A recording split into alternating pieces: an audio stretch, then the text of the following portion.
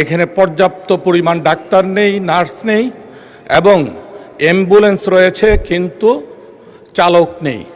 আমার নেত্রকোনা জেলার কেন্দুয়া এবং আটপাড়ায় 50 শয্যা বিশিষ্ট হাসপাতাল রয়েছে, কিন্তু 6 লক্ষ মানুষের বাস কেন্দুয়া, 4 লক্ষ মানুষের বসবাস আটপাড়া।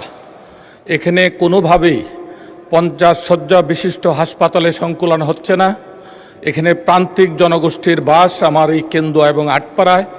এখানে পর্যাপ্ত পরিমাণ ডাক্তার নেই, নার্স নেই এবং অ্যাম্বুলেন্স রয়েছে কিন্তু চালক নেই।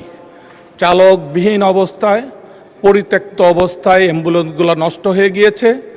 মাননীয় স্বাস্থ্যমন্ত্রীর দৃষ্টি আকর্ষণ করছি, অনতিবিলম্বে আমার 2টো অ্যাম্বুলেন্স 2টি উপজেলায় এবং চালক এবং পর্যাপ্ত সংখ্যক চিকিৎসক যা প্রয়োজন তার যেন ব্যবস্থা করা হয় মাননীয় স্পিকার। পাশাপাশি আমাদের নেত্রকোনা জেলার আটপাড়া উপজেলার যে নদী রয়েছে, মগরা নদী, উপজেলায় এক প্রান্ত থেকে আরেক প্রান্ত যেতে গেলে 4 কিলোমিটার জায়গা ঘুরে যেতে হয়।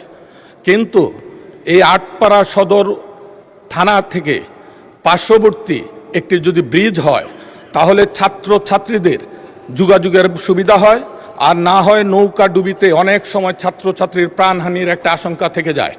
তাই আমি মাননীয় যোগাযোগ মন্ত্রীর দৃষ্টি আকর্ষণ করছি, দ্রুততম সময়ে সমীক্ষা গ্রহণ করে আটপাড়া উপজেলা সদরে উপজেলা প্রশাসন, থানা, প্রত্যেকটি অফিস থেকে সামনের যে নদী রয়েছে সেখানে ব্রিজ নির্মাণ করার জন্য, ব্রুজের ব্রিজ নামে খ্যাত, সেই ব্রিজটি নির্মাণ করার জন্য আমি স্বাস্থ্যমন্ত্রীর কাছে দাবি জানাচ্ছি।